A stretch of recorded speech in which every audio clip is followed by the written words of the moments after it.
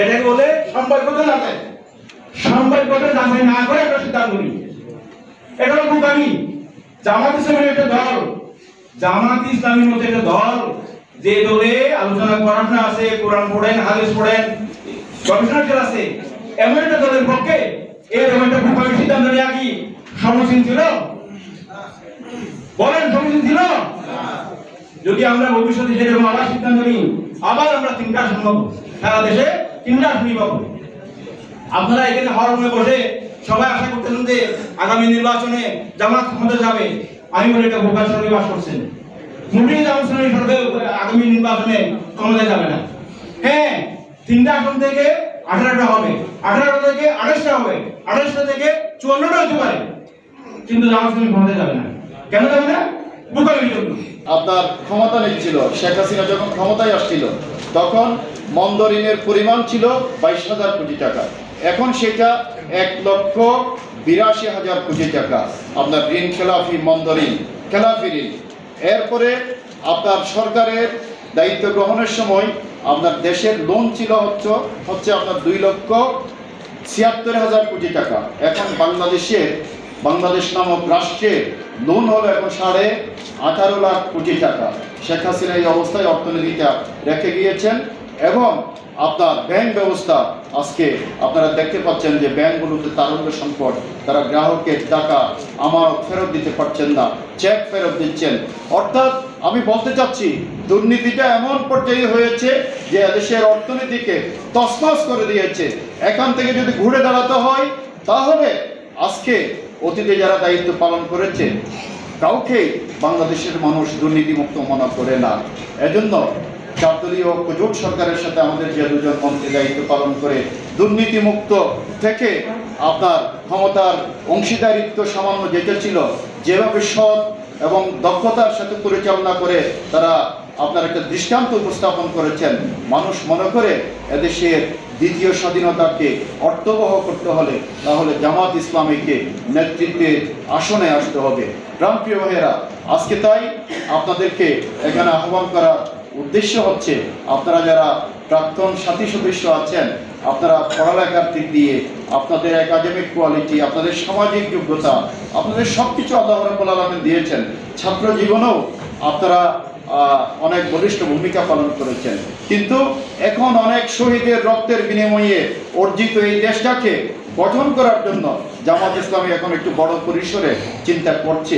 আর এই আন্দোলনে আপনারা যদি আপনার যথার্থভাবে সামিল না হন, যেভাবে ভূমিকা রাখা দরকার সেভাবে ভূমিকা না রাখেন এবং এগিয়ে না আসেন, তাহলে এটা খুবই কঠিন হবে এদেশে মানবতার মুক্তির আন্দোলনকে সফলতা আপনার পর্যায়ে পৌঁছানো। প্রিয় ভাইয়েরা, আমি শুধু আপনাদেরকে এই কথা বলবো, সূরা আপনার আসফের 11, 12, 13, 14 এই আয়াতগুলোতে আল্লাহ রাব্বুল আলামিন যেই কথা বলেছেন, আমাদের দুনিয়াবী বিজয় এবং আখিরাতে আপনার জাহান্নামের আযাব থেকে বাঁচার জন্য আল্লাহ রাব্বুল আলামিনের নির্দেশনা কি সেটি আপনারা একটু রিমাইন্ড করে দেখেন।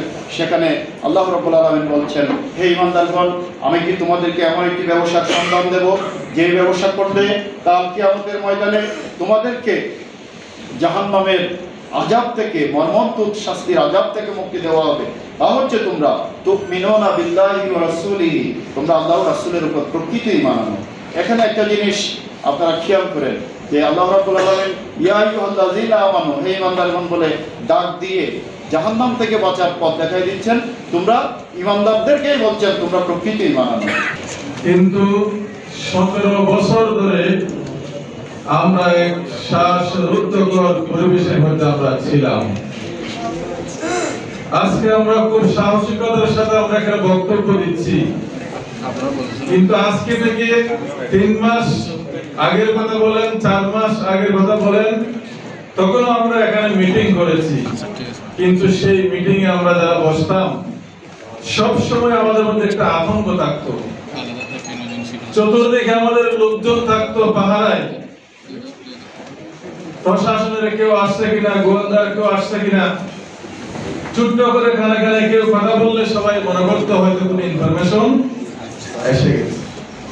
এই যে একটা কঠিন পরিস্থিতিতে আমরা 17টা বছর আমরা অতিক্রম করেছি। আমরা শুধু আমাদের নেতৃবৃন্দকে, আমাদের কর্মীদেরকে শুধু আমরা সান্ত্বনা দেওয়ার চেষ্টা করেছি। আমরা বারবার বলেছিলাম, মেঘ দেখে কেউ করিস নে ভয়, আড়ালে তার সূর্য হাসে, হারা হাসি অন্ধকারেই ফিরে আসে। আমরা বলতাম, কিন্তু মনে হতো এসব কিছু বলার পরেও হয়তো আমরা তাদের মধ্যে সে আশা জাগাতে পারতাম না, কারণ বাংলাদেশের প্রায় সকল মানুষই মনে করত মৃত্যুর আগ পর্যন্ত শেখ হাসিনার ক্ষমতা থেকে যাবে না। আল্লাহ তাআলা কুরআনুল কারীমে ওয়াদা করেছেন, ওয়াল্লাযীনা জাহাদু ফীনা লানাহদিয়ান্নাহুম সুবুলানা ওয়া ইন্নাল্লাহা লামাল মুহসিনিন। আল্লাহ তাআলা বলেছেন, যারা আমার দ্বীন প্রতিষ্ঠার জন্য সংগ্রাম করে, যে কোনো জুলুম নির্যাতনের পরেও যারা ধৈর্যের সাথে এ পথে টিকে থাকে, লানাহদিয়ান্নাহুম সুবুলানা, আমি অবশ্যই তাদের জন্য রাস্তা খুলে দেব। তার সাথে একটি সনদ নিয়ে কর্ম জীবনে তিনি একটা ভালো চাকরি পাবেন, সামাজিক মর্যাদার অধিকারী হবেন। শুধু তা নয়, ইসলামী ছাত্র শিবির তার জীবনের দৃষ্টিভঙ্গি পাল্টিয়ে দিয়েছিল। সেটা কি? তরুণ, তুমি ছাত্র জীবনে মুমিন, কর্মজীবনে মুমিন, বার্ধক্য জীবনেও। তাহলে তরুণ বয়সে শুধু বৈষয়িক উন্নতি সাধনের লক্ষ্যে একাডেমিক পড়াশোনা শেষে সনদ অর্জন করাই তোমার একমাত্র জীবন লক্ষ্য হতে পারে না, ছাত্র জীবনের উদ্দেশ্য হতে পারে না। তোমার কাছে আমরা দাওয়াত দিচ্ছি, তুমি নিজেকে প্রস্তুত করো দুনিয়ার জন্য, পাশাপাশি আল্লাহর জন্য। এই পথের সন্ধান কে দিয়েছে? ইসলামী ছাত্র শিবির দিয়েছে। সে পথে ডাকা, সে লক্ষ্যে পরিচালিত করে প্রস্তুত করার জন্য আরেকটা সুদূর প্রসারী লক্ষ্য ছিল। আমি ছাত্র জীবন শেষে সার্টিফিকেট নিয়ে মেধাভিত্তিক প্রতিযোগিতা করে একটি জায়গায় পৌঁছব, তার মধ্যে দিয়ে আমার জীবিকা রুজি রোজগারের ব্যবস্থা হবে। আমাদের পদ্ধতি, সিদ্ধান্ত গ্রহণের একটা পদ্ধতি আছে না?